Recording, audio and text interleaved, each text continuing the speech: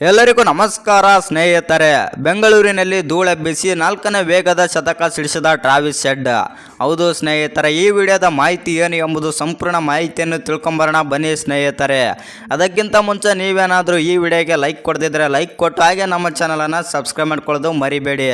ಇನ್ನು royal Challengers Bengaluru ವಿರುದ್ಧದ 2024ರ Indian premier league ಟೂರ್ನಿಯ 30ನೇ ಪಂದ್ಯದಲ್ಲಿ ಸನ್ರೈಸರ್ಸ್ ಹೈದರಾಬಾದ್ ತಂಡದ ಆರಂಭಿಕ ಬ್ಯಾಟರ್ ಆದಂಥ ಟ್ರಾವಿಸ್ ಹೆಡ್ ಅವರು ಬೌಂಡರಿ ಸಿಕ್ಸರ್ಗಳ ಸುರಿಮಳೆ ಹರಿಸಿದರು.